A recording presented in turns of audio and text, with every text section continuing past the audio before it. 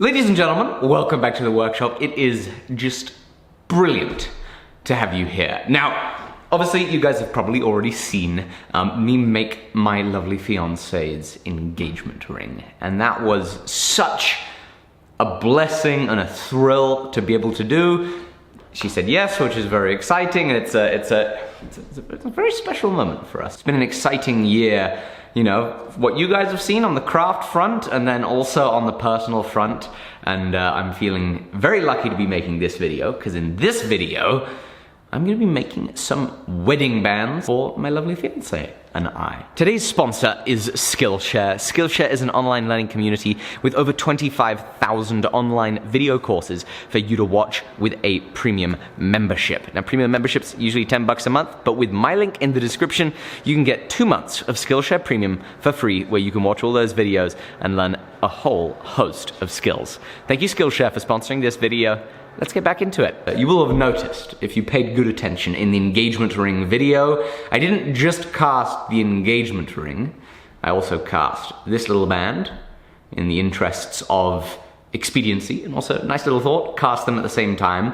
And so this is gonna be her wedding band. I still need to make my own wedding band. So, trying to be efficient here, how am I gonna be doing this? Hers is already cast in the gold. The process of getting ready to cast gold takes time. So what I'm gonna do is I'm gonna start on my wax ring. While that wax is burning out in the kiln, getting ready for a pour, we will then work on her wedding band. Thank you guys so much for joining me. It's this is a very exciting video, and it's a thrill to bring you along with this. And by the way, the engagement ring just looks beautiful on her finger. Righty-ho, let's get to it.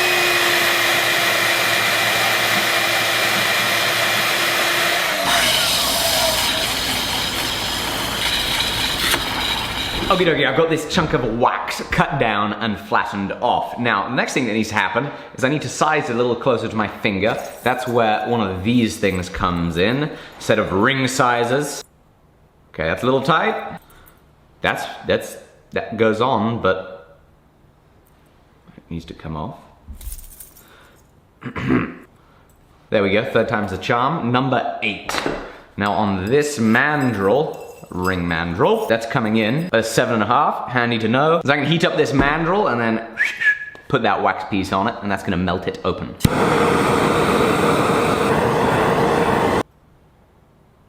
That is so satisfying. Much closer on the finger, that's good. I don't want it to be much wider than that, because the interior finish there is very rough. It's gonna require lots of filing and a cleanup. What I can do, however, now is flatten this back off, then take a set of dividers, set these to the thickness that I want the band, scribe around, and then I'm gonna go to the belt grinder, use a fresh belt, and that is the single best way to do stock removal on wax is belt grinder. Oh my goodness, it is just so effective and efficient. Doesn't clog up, super easy, so that's a handy tip. Metalworking belt grinders do amazing on carving wax.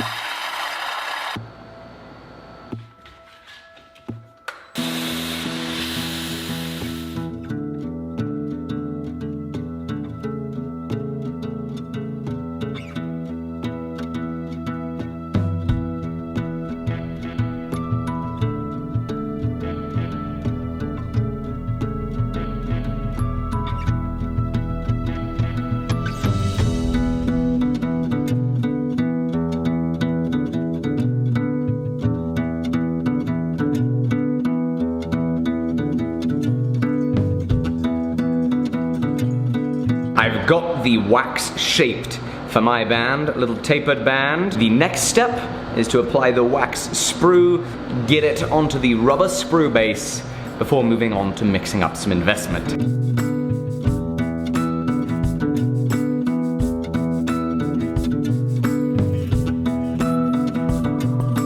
So if you've been watching the channel for a while, you know the drill, because we first learned about lost wax casting and using investment back on the Cavalry Saber project when we had to cast that brass guard. We failed and failed and failed and failed, but with enough failure and enough jumping in at the middle end of the pool and getting very close, no, we failed. So lots of failure allowed us to learn a little bit. So let me run you through the basics of lost wax casting.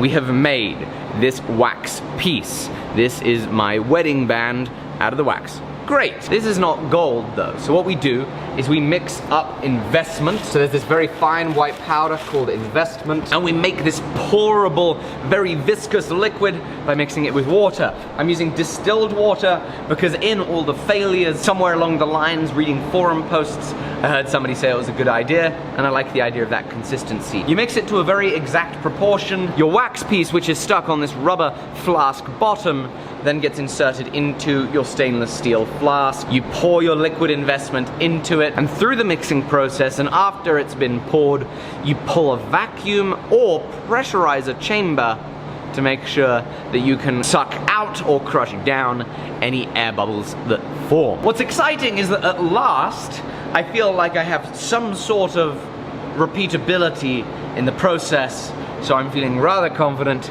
that shortly we will be pouring some gold.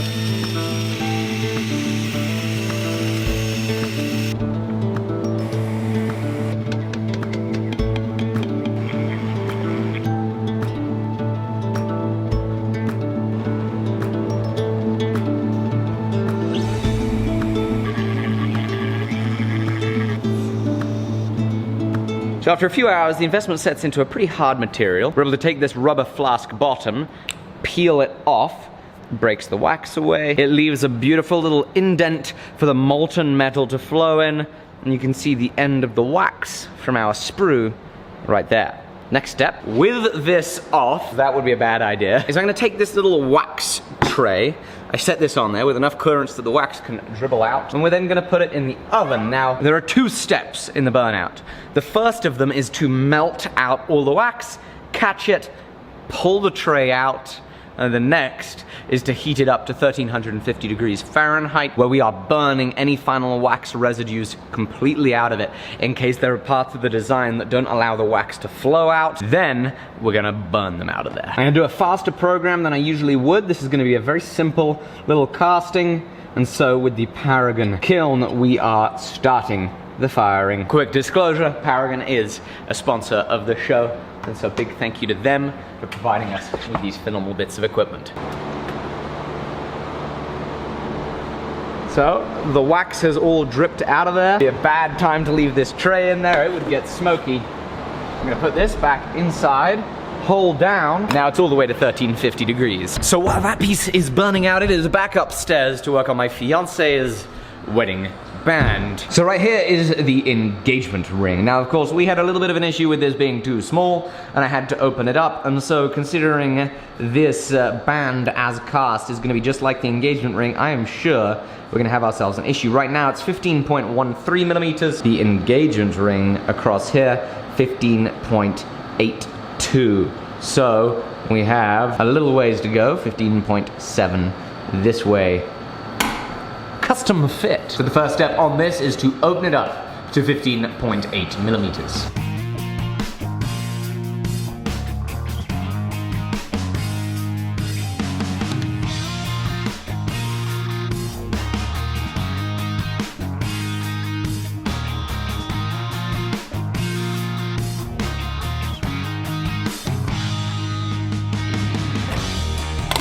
I've made good progress on her wedding band. Our flask and investment is sitting at 900 degrees Fahrenheit. I have 21 grams of gold here. This is the sprue from her engagement ring. We also have a little handy piece of 18 karat gold and then some more gold wire. We're gonna melt all this down and we're gonna pour it.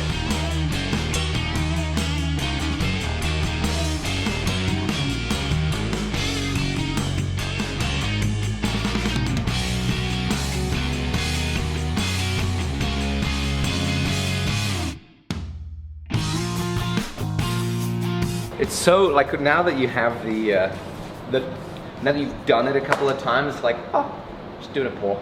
Yeah. Like, I remember the first time I poured gold, and I'm thinking to myself, oh boy, I'm gonna mess it up, I'm gonna mess it up, I'm gonna mess it up, I'm gonna mess it up, and I messed it up. Yeah, I remember it was there, it was really funny. I mean, it wasn't funny at all. It was very funny. But this, now it's like, it's no biggie. Easy peasy lemon squeezy. You heat up a piece of gold, you pour it, abracadabra.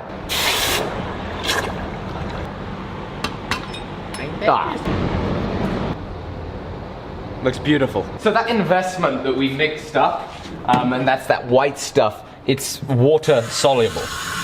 So it dissolves off. Well, actually, I don't know if it's water soluble, but at least this. When it's in water, it breaks down, it comes off. So a little wash under the tap sorts this all out. And the casting looks perfect.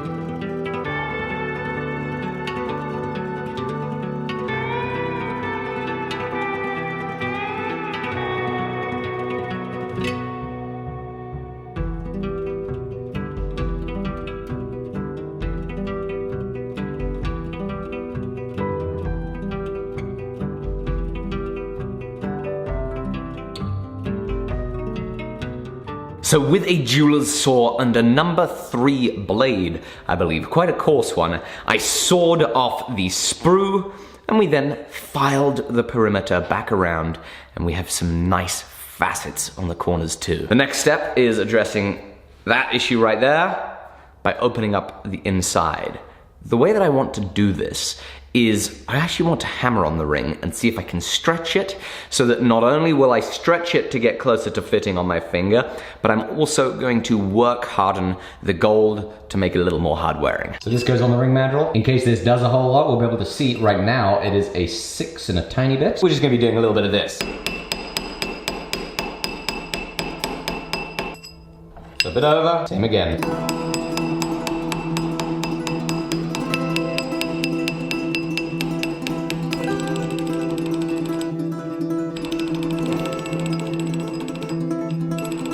This is crazy. In just a little bit of hammering, it's already grown a full size to a 7. So right now it is super, super close. I do want to point out something that I have just noticed, which is that hammered finish looks super cool. Before doing more hammering, however, I'm now going to clean up the inside with files. They make a special half-round file for filing the inside of rings, and it's narrower than most files, so it gets you get in there. We're gonna start off with that. Afterwards, we have 3 grits of these rubberized abrasive wheels. It's kind of a rubber silicone type thing with abrasive suspended in it, and in a handpiece, these do a dandy job of taking it from a file finish all the way to pretty close to a mirror finish.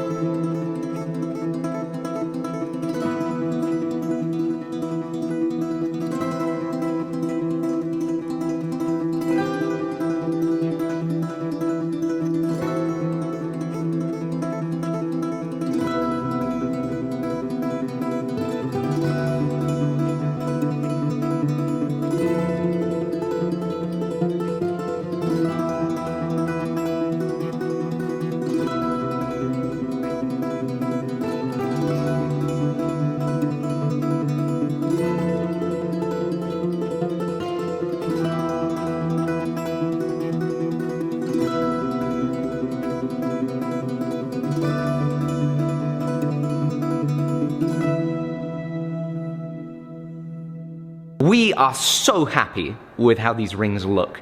I can't believe that I actually left them at a hammered finish. It's not something that I'm usually a fan of. However, here they look so good. They look good on our fingers. We both love that hammered finish, and we're thrilled with the way these rings look. So as we end this video, we're going to thank today's sponsor, which is Skillshare. And of course, I'm very grateful for Skillshare sponsoring this video, because not only do they help make this business exist and allow us to make videos for you, but as a result of that, it means that I get to start my own little family. So thank you to Skillshare and all our sponsors. Let's tell you a little bit about them. Today's sponsor is Skillshare, and it is an online learning community with over 25,000 courses, as I said in the intro of the video, and you can really go there to learn anything. You know, you can go there to learn how to make small pieces of jewelry. You can go there to learn how to do illustration and make graphic designs on t-shirts that you could sell. You can also go there to learn how to do 3D printing, marketing, all that stuff. And coming up soon on the channel is going to be a little bit of 3D printing with Matter Hackers. And so I feel like I need to brush up on my Fusion 360 skills. So the course I'm going to recommend today is Fusion 360 for 3D printing by Vladimir Mariano. Thank you all so much for watching this video. Thank you for supporting our sponsors like Skillshare, and I really hope you go and learn something over there, because if you hit my link in the description, you're going to be getting 2 months of Skillshare Premium, usually just $10 a month, for free. You can watch any or all of those 25,000 courses for free using that link. Thank you all so much. Really appreciate all the support. See you on the next one. Bye-bye.